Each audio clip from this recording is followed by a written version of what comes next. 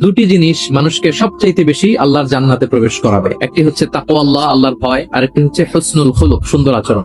Repeat, আমি আবারও বলছি, দুটি জিনিস মানুষকে সবচাইতে বেশি আল্লাহর জান্নাতে প্রবেশ করায়। একটি হচ্ছে আল্লাহর ভয়, তাকওয়াল্লাহ, আর একটি হচ্ছে সুন্দর আচরণ, হুসনুল খুলুক।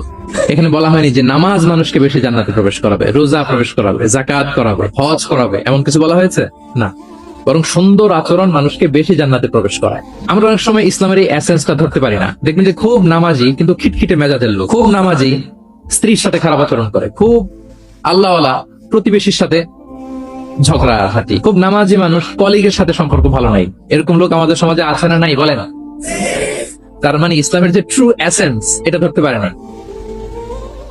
আশেপাশের নেইবরের সাথে, কলিগের সাথে, বন্ধুদের সাথে, সহপাঠীদের সাথে যে ভালো আচরণ করতে হয়, গুড বিহেভিয়ার করতে হয়, এবং এটাই যে আমাকে সবচেয়ে বেশি জান্নাতে প্রবেশ করানোর মাধ্যম হতে পারে, এটা আমরা ভুলে যাই। প্রিয় বন্ধুরা, আমরা যেন এই ব্যাপারটাকে ছোট মনে না করি।